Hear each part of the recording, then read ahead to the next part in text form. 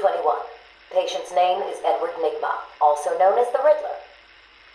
So, Edward, Warden Sharp tells me you've been leaving threatening riddles scrawled on the asylum walls. Again. One would have to be severely paranoid to read threats into harmless riddles, Dr. Young. May I test you with one? Very well. What is it that walks on 4 legs, then 2 legs, and finally 3 legs? A human being. As a baby, it crawls on 4 legs. As an adult, it walks on 2. And in later years, it uses a cane. Good try. But the answer to all 3 is a baby. True, it crawls on all 4s, but cut off its legs and it can only wiggle on 2 limbs. Give it a crutch, it can hobble around on 3. You see? It's horrible. How can you even joke about that? Easily, Doctor. It's not my baby. Taped interview 39. Patient's name is Edward Nigma. At this point in time, I've yet to decide if Mr. Nigma is a suitable candidate for the Titan process. I'd like to talk about your childhood. Miserable. Next. By all accounts, that is where your fascination with riddles began. I believe discussing those years could explain your compulsive behavior. Very well. My father hated me. Always called me a moron. I see. I was determined to prove him wrong, so I entered a contest at school. A $20 prize to the kid who could figure out an almost impossible logic problem. I won, of course. And that pleased your father? Hardly. He was convinced I had cheated. He kept yelling, "You must have cheated! Admit it, you moron! You cheated!" I swore I didn't, and he hit me for lying. I'm sorry to hear that, Edward. Don't be. He was right.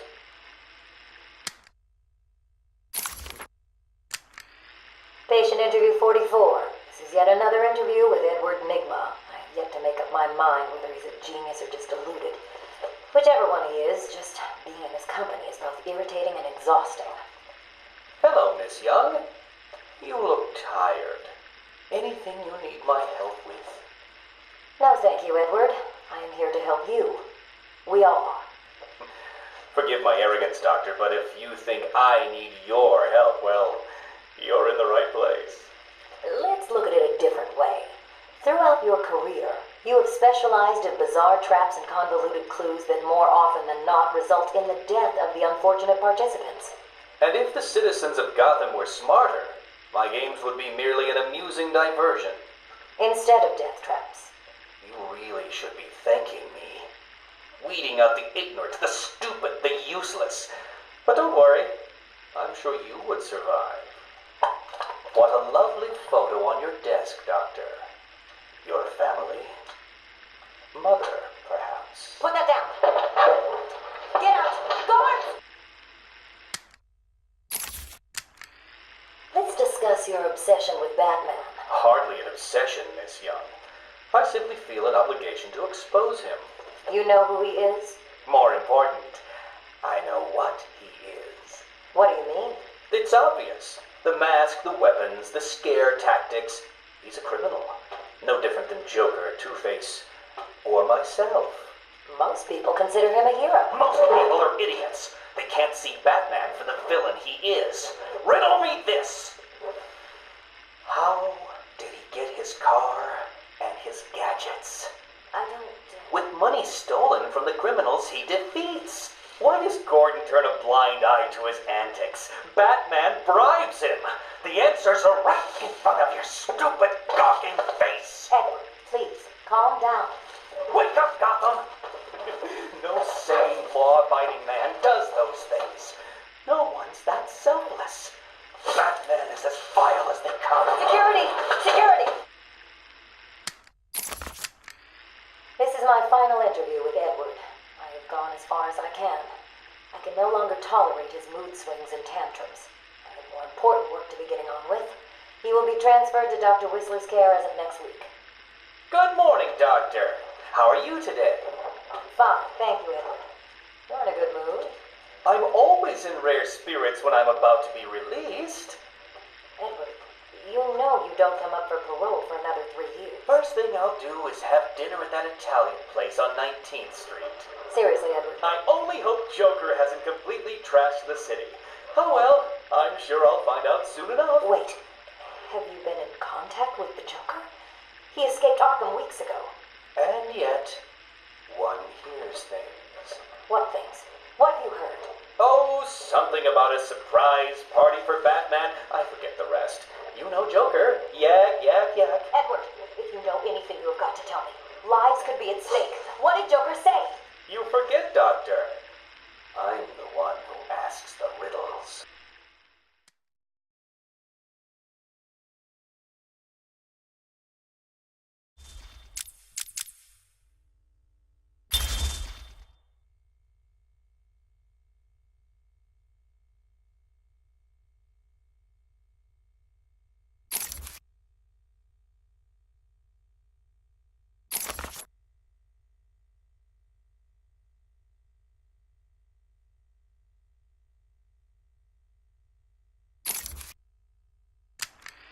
Patient interview.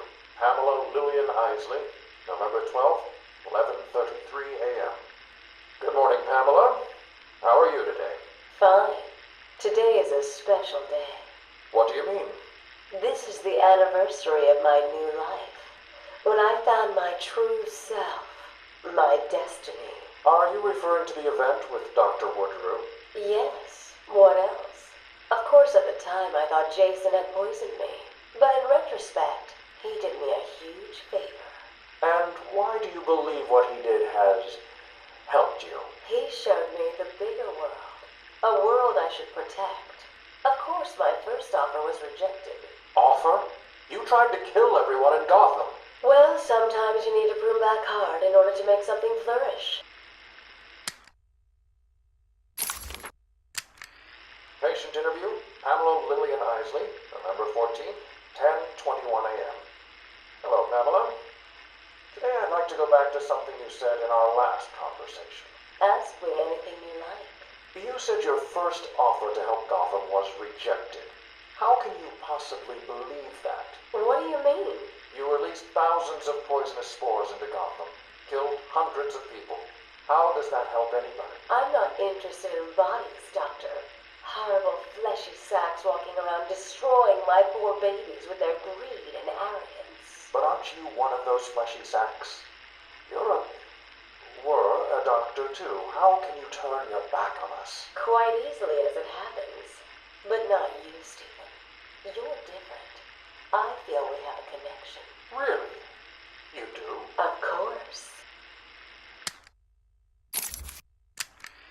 Pamela, I got you what you asked for. Do you like it? Oh yes, Stephen, I love it. Such a beautiful flower. Do you mind if I keep it? Oh, no, Pamela, I can't leave it. It's against all the rules. I'll just bring it and show it to you when I visit. But it's me, Stephen. I get so lonely on my own. You wouldn't want me to be lonely, would you? No, of course not. Keep it. Just don't let anyone see. Really, no one. You can trust me, Stephen. Thank you. Now give me a kiss. I can't. People will see. No one's watching. What's wrong with you? Don't you love me? Call me Ivy. Of course I love you. Where is Dr. Kellerman? How should I know, Warden? It does seem careless of you to have lost him. I have no time for your games, Miss Isley. Tell me where you have him. We have security footage of you and him leaving your cell last night. So? Do I need to spell it out? We know you hypnotized him, or whatever it is you do.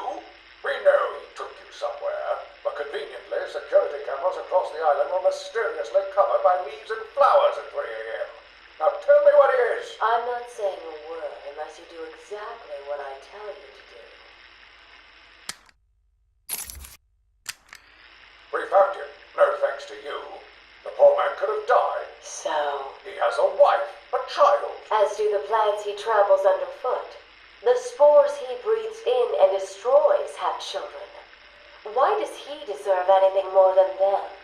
You people ignore what is happening in front of your eyes. I refuse to put the welfare of plants before the welfare of people. And that is why you will lose. There's more happening than you know, Warden. It's all connected.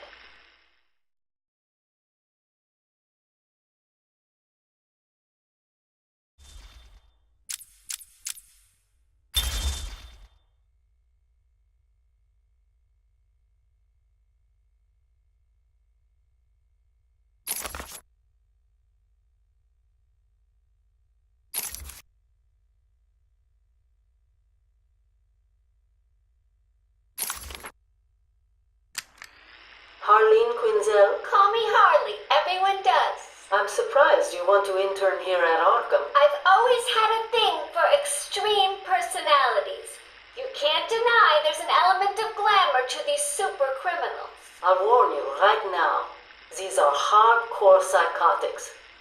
Most would rather kill you than speak to you. I'm sure I'll be fine, Doctor. They'll eat you for breakfast. I mean it. One or two of them will enjoy it too. Be careful. Patient interview number 1. So, I'm your first, am I, Toots? You know what they say, you never forget your first time. I'll try to make it memorable for you. Oh, you already have. Tell me, why do you do the things you do? Why do you think I do it? Fame?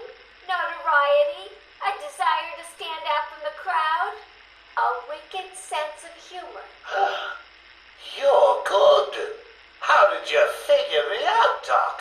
I've had doctors poking around in here for years, and no one was as astute, and if you don't mind my saying, beautiful as you. Really? Ah, you're just playing with me. Well, you'll never know, will you? Unless... Unless what? Tell me.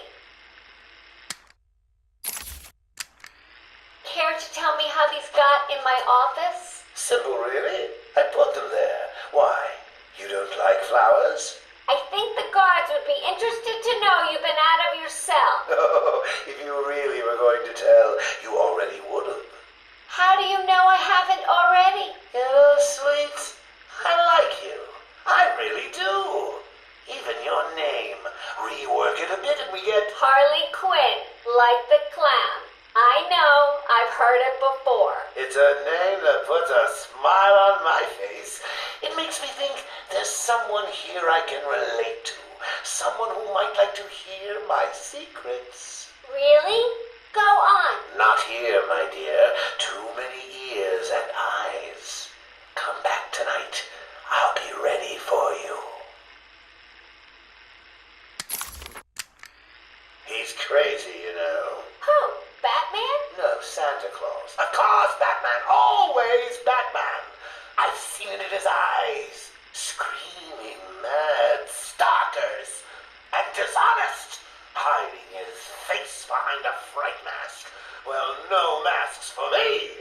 I have nothing to hide. I laugh at the cruel absurdity of the world. But Batman, he's got them all fooled. He's made them think he can make a difference, that he can actually make things better. And the joke of it is, they all believe it. The police? The police, the media, the frickin' junior rangers. Every last sack of walking meat in this urban cesspool. Listen, sweets, Batman knows we're all on the same funhouse slide into madness. Why won't he admit it? He's up there in his belfry laughing at us. And the real gag is the miserable liar is allowed to run free while I'm in here. That's really incisive. Then you understand, don't you?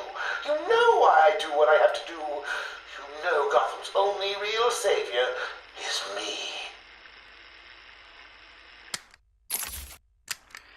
I got what you wanted. You did? I mean, good. How did you smuggle it in? Actually, I don't want to know. So are you ready to stop that evil, murdering bat once and for all? Of course I am. He needs to pay for what he's done to you. Give it here then, quickly.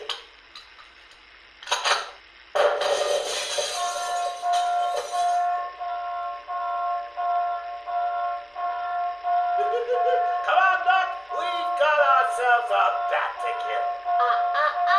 Doc's outputting. Say hello to your new and improved Harley Quinn.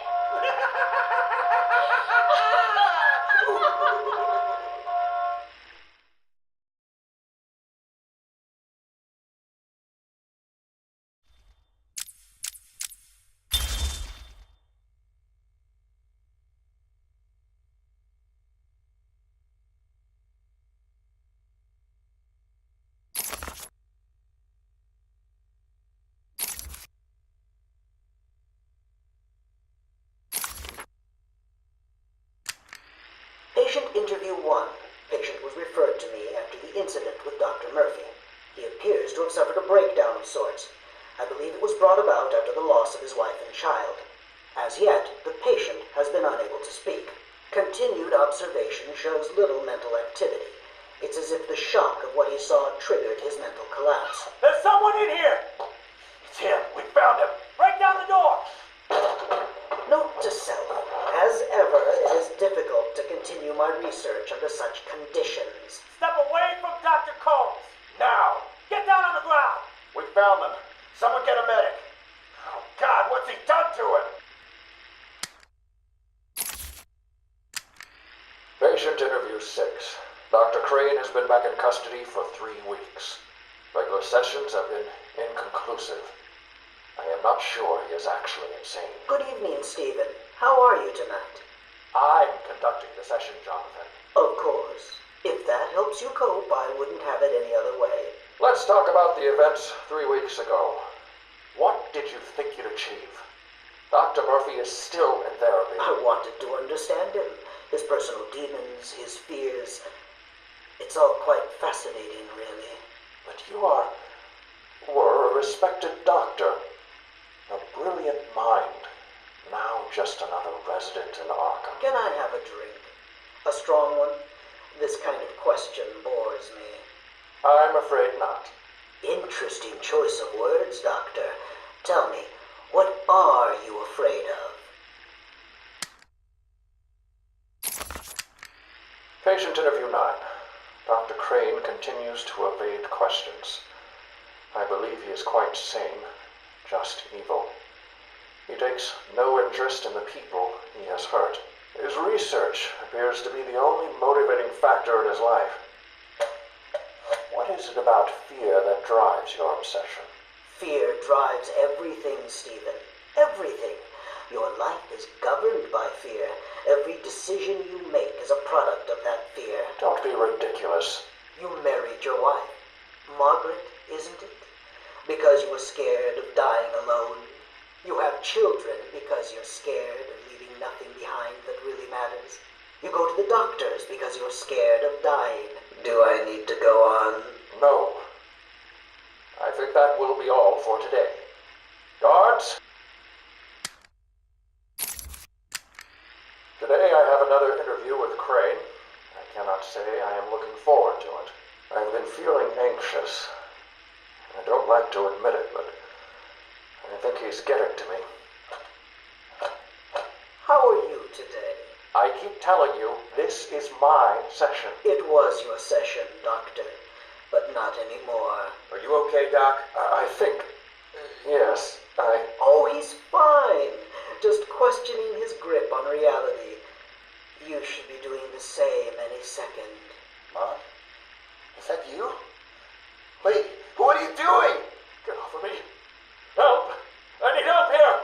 I can't breathe! Like I said, you're all part of my experiment now.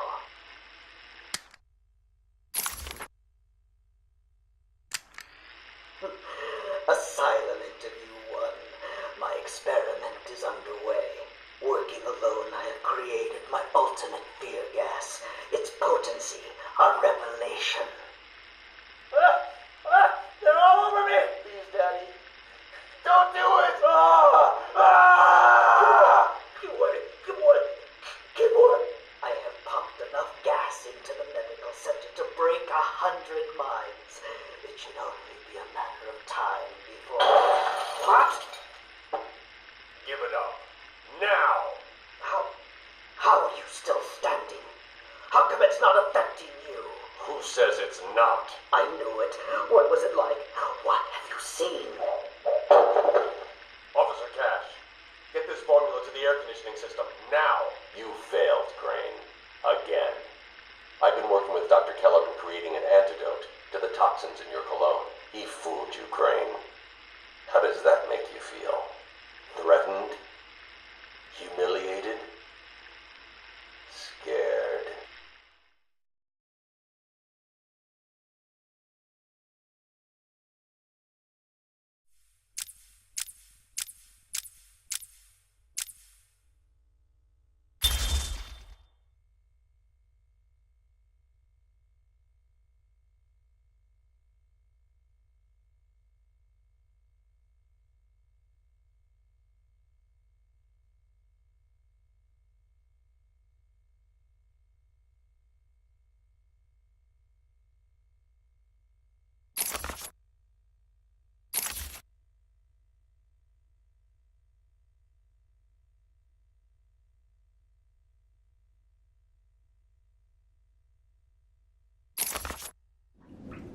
I am the spirit of Amadeus Arkham. Through my actions, I have saved this cursed city, though my own curse is to forever remain in the shadows. My story is carved into the very soul of Arkham, and will only be revealed to those dedicated enough to discover it.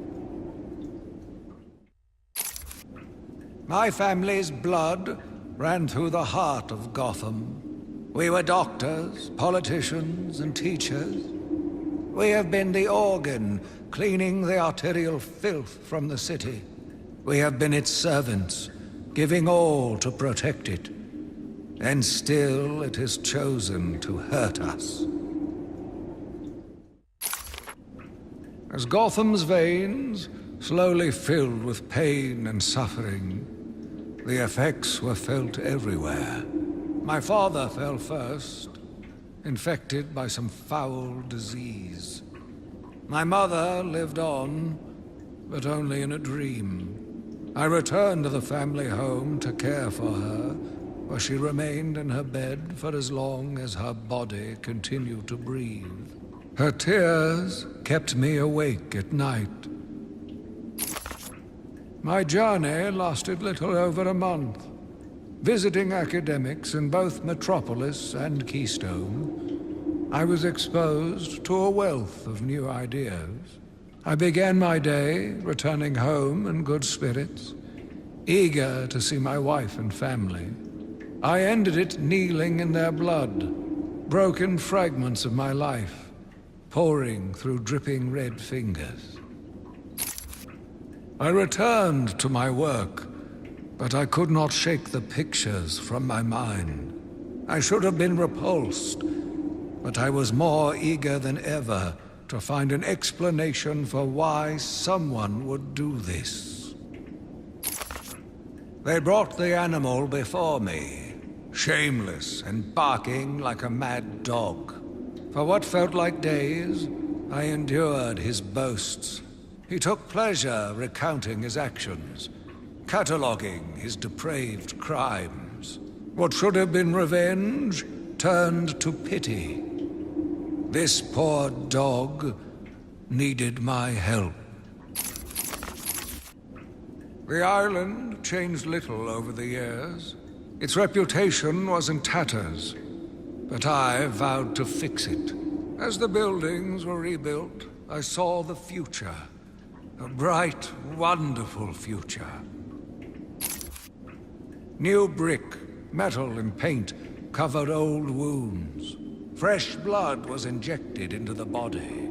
Bright new minds came, and all swore to uphold our promises. We all knew we were the ones to fix this city, and the city would thank us. My family's killer stood in front of me. Years of therapy have deemed him sane. I was proud to see him walk free. In exchange for his liberty, the state required only a signature. He talked about wanting to walk in a park, how he longed to feel fresh air on his face. And then he took my father's fountain pen and killed my secretary. As he was subdued, he screamed out, pleading for forgiveness, for pity. But I had none. I watched as guards beat him to a stain on the floor. Spring was a turning point, a new beginning, a glorious realization of my true destiny. My family's killer perished in an unfortunate accident. These animals cannot be cured. Like dogs, they only respond to discipline. And if that fails, then I was afraid that these accidents would have to continue.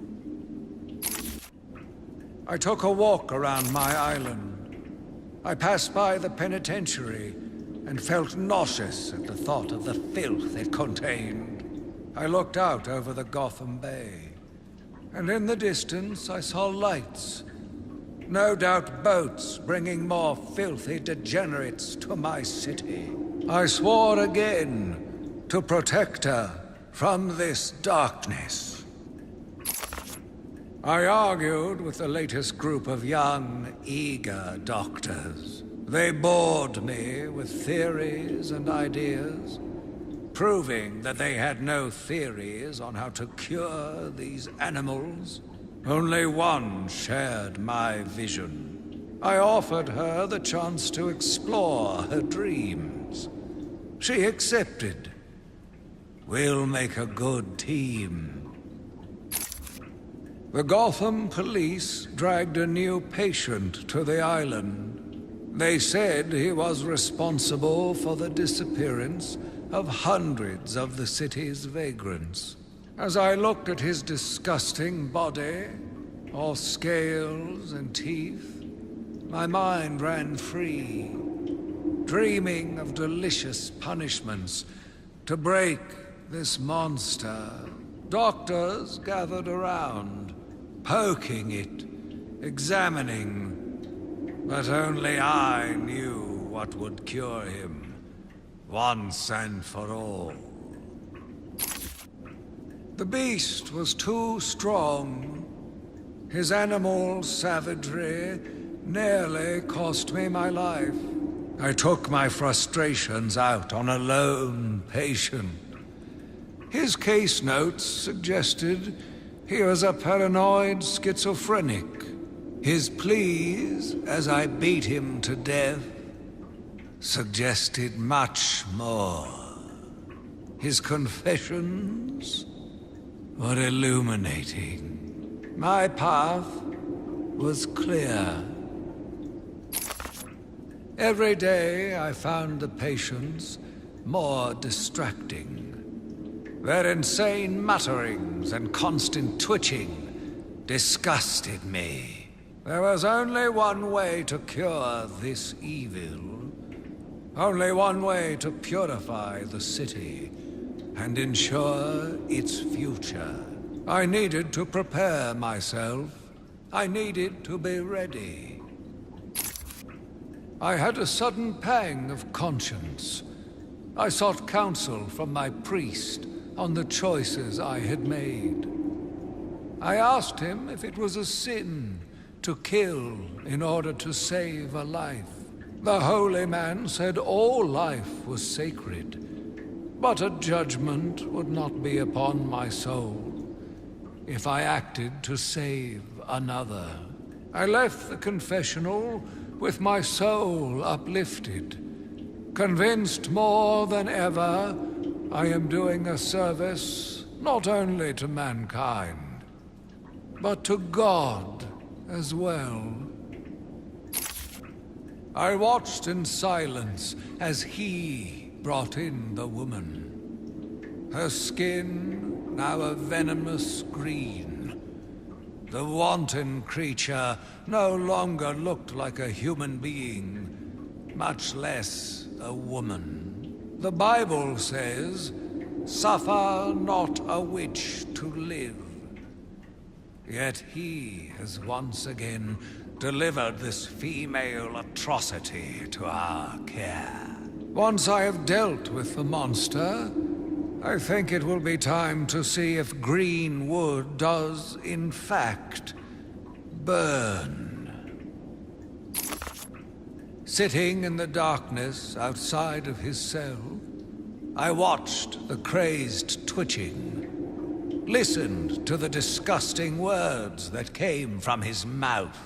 How can I let a dirty animal like this live? He is the cancer I have sworn to protect the city from. Curse me for a fool. How could I not see it until now? The monster had a confederate. I hid in the darkness near his cell and saw with my own eyes one of the doctors whispering to him. She looked at him through the transparent barrier with tenderness, with, dare I say, desire. My skin crawled with revulsion as she kissed the glass. Fighting the urge to dash the woman's head through the glass, I let her continue. The damnable clown might have shared secrets with her that would be useful once the mad dog has been executed. I'm sure the woman will reveal what she knows to me. If not willingly, then certainly under electronic persuasion. After that, a lobotomy, I think. Unfortunate for one so young. But her lust has put the reputation of Arkham at stake. Yes, a lobotomy. The very thing. There is no other way to ensure her silence in this regrettable matter. Yet again, I found myself watching him. No one can provide a cure. He laughs in the face of those who try. Amadeus would not have let him live, and neither should I. One last sip of cognac, and I was ready. He watched as I entered the cell. He smiled as I showed him the knife. I told him how I will use it, how I will cleanse this city. And then, terror. I was paralyzed. I struggled. I screamed, but I was silent. The monster looked at me, expressionless. He ran my blade slowly across my forehead. A smile cracked across his horrible porcelain face, and I heard the filth fall from his mouth. He laughed and called me that horrible name. It must have been Crane. Another one who doesn't deserve to live. Why do these people thrive on chaos? Joker, in particular, desired anarchy. And since his escape will no doubt wreak it upon my city, I feel this is the end for my diary. Joker will be recaptured. My story will be told. I am not afraid. If Arkham becomes my cell, then I will know I did my best. I will be remembered. I am the spirit of Amadeus Arkham. Even though Amadeus had long since passed, his spirit lived on, surviving, moving through the walls of his asylum. When it chose me, I felt proud. I was honored to continue his work, to cleanse this city. If you are strong-willed enough to follow my tales, you are strong-minded enough to deduce my identity. Come and find me, friend.